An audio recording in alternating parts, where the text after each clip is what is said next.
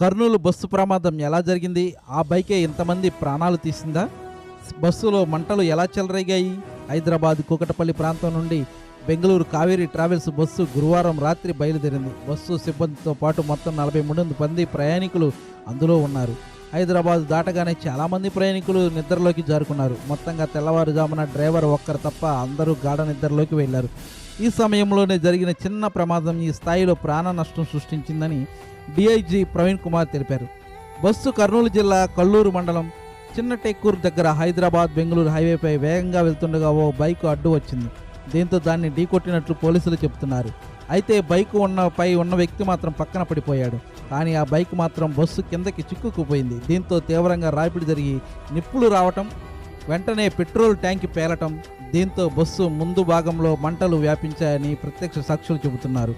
ఇలా యాక్సిడెంటు ఆ వెంటనే మంటలు చెలరేగటంతో బస్సు డ్రైవర్ ఇతర సిబ్బంది భయంతో కిందకు దిగిపోయారు. ప్రయాణికులకు అలర్ట్ చేయలేదని పోలీసులు ప్రాథమిక విచారణలో తేలింది. సిబ్బంది మంటలను ఆర్పే ప్రయత్నం చేసిన గాలి ఎక్కువగా ఉండటంతో క్షణాల్లో బస్సు మొత్తం వ్యాపించింది. బస్సులో ప్రయాణికులు అంతా గాఢ నిద్రలో ఉండగా ప్రమాదం జరగటంతో ప్రాణ నష్టం ఎక్కువగా ఉందని ప్రయాణికులు చెబుతున్నారు.